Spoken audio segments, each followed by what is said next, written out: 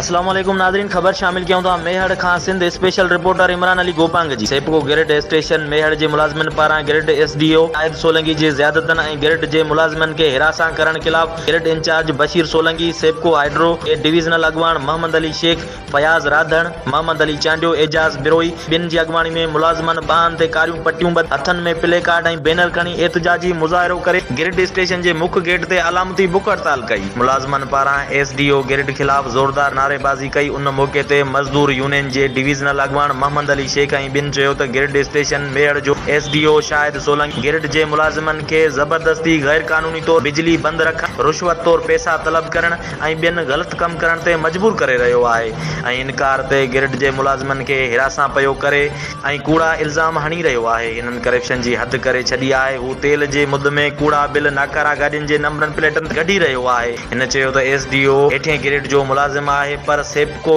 जे कुझु ऑफिसरनि जी आशीर्वाद सां खेसि एसडीओ जी चार्ज ॾिनी वई आहे। हिन दादू में अॻु बि अहिड़ियूं हरकतूं करे मौतमार हादसा कराया आहिनि, जंहिंजे करे नाच बाद खाते पारां शाहिद सोलंकी के ज़हनी मरीज़ हुजण सबबि का बि चार्ज न ॾियण जो लिखियो वियो हुयो, पर हू गैर कानूनी तौर मुक़रर थी मुलाज़िमनि के बिना जवाज़ तंग करे रहियो आहे। हिननि सेपको चीफ सईद अहमद दावच, हाइड्रो यूनियन जे मरकज़ी सदर अब्दुल लतीफ़ निज़ामानी ऐं ॿियनि खे घुर कई आहे त एसडीओ गिरड शाहिद सोलंकी खे हटाए मुलाज़िमनि सां इंसाफ़ कयो वञे।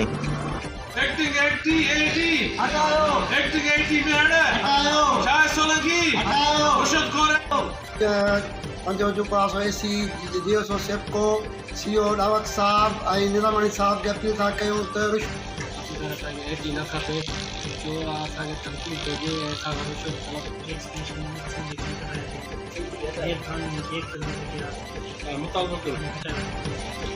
हमारी एटी असांखे प्रेशर विझे थो, ड्यूटी करणु नथो ॾे।